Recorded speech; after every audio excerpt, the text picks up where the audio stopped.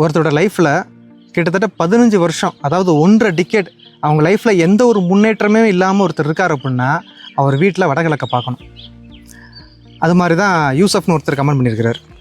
Sir, வடகிழக்கு உயிருள்ள திசை, அதை சரியாக வைத்தால் எல்லா பிரச்சனையும் சீக்கிரம் சரியாகும் அப்படின்ட்டு இருக்கார். ஆக்சுவலாக நம்ம ஃபாலோவர்ஸு, அதனால தான் அந்த விஷயத்தை கரெக்டாக அவனால் சொல்ல முடியுது.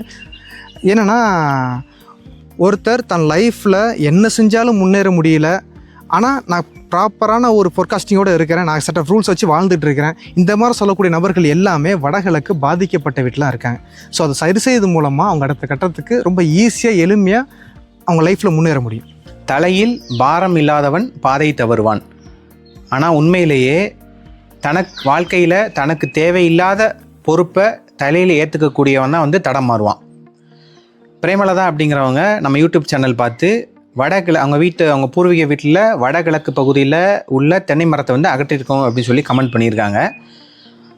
அந்த வடகிழக்கு பகுதிக்கு அந்த தென்னை மரம் அப்படிங்கிறது ஒரு தேவையில்லாத ஒரு பாரம். அதை நீக்கின பிறகு, அதை நீக்கிட்டோம் அப்படின்னா அந்த வீட்டில் உள்ள நபர்களுக்கு அது சரியான வழியை அந்த வீடு காமிக்கும். சுழற்சி அப்படிங்கிறது ரொம்ப முக்கியங்க.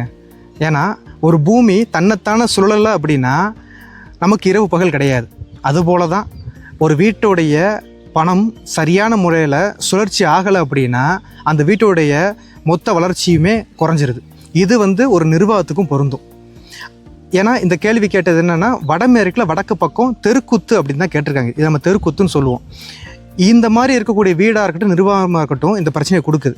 அதே இடத்துல தலைவாசலும் வச்சு அந்த தலைவாசலுக்கு அடுத்து உள்ரூம்லுக்கும் வாசல் வச்சாங்க அப்படின்னா அந்த நிர்வாகம் டோட்டலாக சீர்குலைஞ்சு போகுது. இதை நம்ம கண்கூட பார்க்குறோம். உண்டது கழிந்தால் உபாதை இல்லை. இந்த பழமொழியோட விளக்கம் சொல்கிறதுக்கு முன்னாடி நம்ம சப்ஸ்கிரைபர் ஒரு கேள்வி கேட்டிருக்காங்க. கங்கா ஸ்ரீரங்கா அப்படிங்கிறவங்க, அக்னி மூலையில் பாத்ரூம் வரலாமா? நம்ம சாப்பிடக்கூடிய உணவு சரியான முறையில் ஜீரணமாகி கழிவுகள் சரியாக வெளியேறிடுச்சு அப்படின்னா நம்ம உடல் ஆரோக்கியமாக இருக்கும்.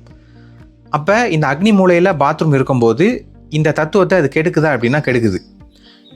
அக்னி மூலையில் பாத்ரூம் இருக்கும்போது வீட்டில் உள்ள பெண்களுக்கு அஜீரண கோளாறு ஏற்படுவதற்கான வாய்ப்புகள் உண்டு. சரியாக ஜீரணமாகாது. அப்போ உடல் கழிவுகள் தேங்குவதற்கான தன்மைகள் ஏற்பட்டு உடல் நோயில் அவங்க அவதிப்படுவதற்கான வாய்ப்புகள் உண்டு. இந்தியாவில் ஒரு நாளைக்கு 72,000 மில்லியன் லிட்டர் கழிவு நீர் வெளியேறுது. அதில் வெறும் 30% மட்டும்தான் சுத்திகரிக்கிறாங்க. அதுவும் இண்டஸ்ட்ரியல் ஏரியாவில் மட்டும்தான். நம்ம வீட்டில் கூட இன்னும் சில காலத்துக்கு அப்புறம் வேஸ்ட் வாட்டர் மேனேஜ்மெண்ட் கவர்மெண்ட்டு கூட அது அப்ளை பண்ண வைக்கும்.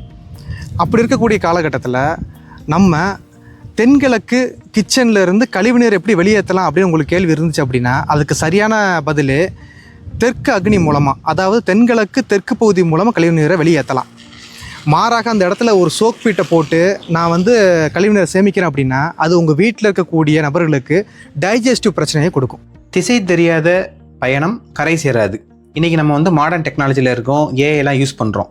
ஆனால் இது எந்த திசை அப்படின்னு கேட்டால் உடனடியாக யாருக்கும் சொல்ல வர்றது கிடையாது. நம்ம வாஸ்து சாஸ்திரத்தில் திசை அறிஞ்சு வீடு கட்டுறது அப்படிங்கிறது ரொம்ப ரொம்ப முக்கியம். அப்படி திசை தெரியாமல் தவறாக கட்டக்கூடிய வீட்டில் இருக்கக்கூடிய நபர்களோட வாழ்க்கை கரை சேர்றது கிடையாது.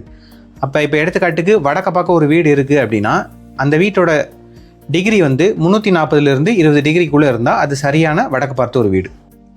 உடல் ரீதியாகவோ மன ரீதியாகவோ தனக்கோ பிறருக்கோ எந்த விதத்தில் காயப்படுத்துகிற மாதிரி இருந்தாலுமே அது தீய பழக்கம்தான்.